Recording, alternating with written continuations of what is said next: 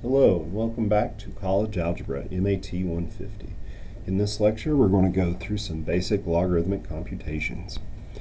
So some of the interesting properties of logarithms, well, we've actually seen one of them, but again, for the base must be greater than 0 and not be 1 for these logarithms. But if you plug in 1 as an input, no matter what their base is, so it's satisfying these conditions, then you get out 0. If you plug in the base itself, again, you get out 1.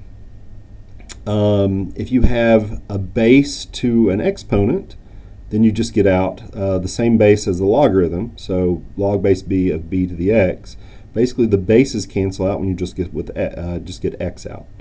And again, to kind of emphasize what's going on with 2 and 3, really with all of them, when you're trying to compute a logarithm, what you're asking yourself is, what is the inside rewritten with a base b to what power? And the output will just be the power. Further, if you have b log base b of x, you just get out x. So let's take a look at all of these in action. So what's log of 10? Remember, what is the base of a logarithm? If we don't see the base, it's actually going to be 10. So without anything written, we suppose it's 10. And with the same base, what is the output? It's 1.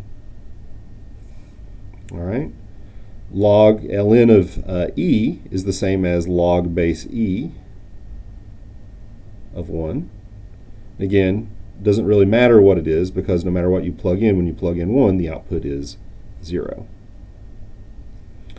Log base 8 of 8 to the third, same base, the output is just the exponent.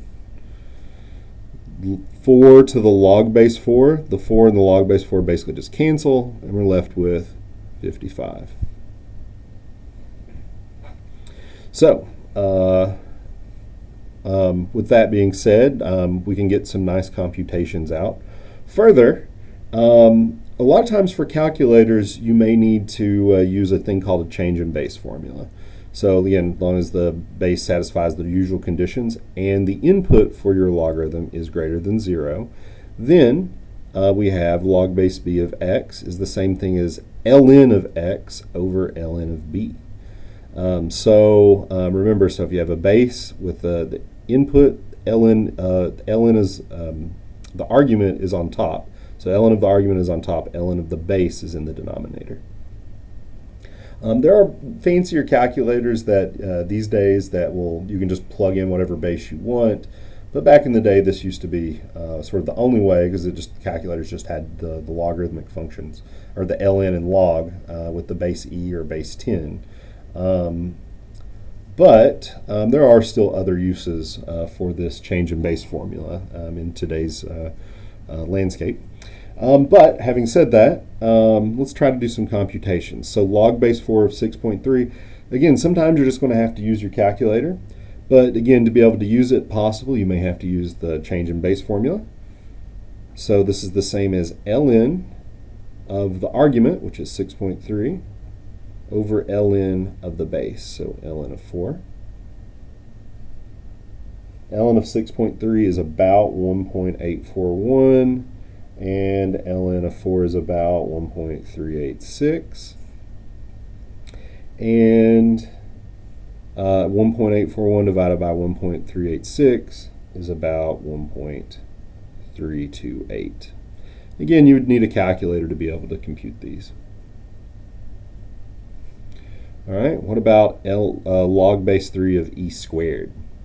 Well, with e squared, you have a couple of interesting things. So we're going to do, we have to use the change in base, so we don't have the same base here.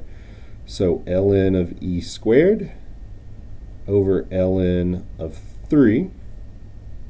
And ln of 3 is about 1.099. But ln of e squared, what is the base of the logarithm of ln? It's log base e. So base e, log base e with e exponent, the output is just 2. So we don't have to go through extra computations of calculating e squared and then doing ln of e. From these properties of logarithms that we've talked about, we have we get this nice thing. And 2 divided by 1.099 is approximately 1.820. And this concludes everything from section 5.3.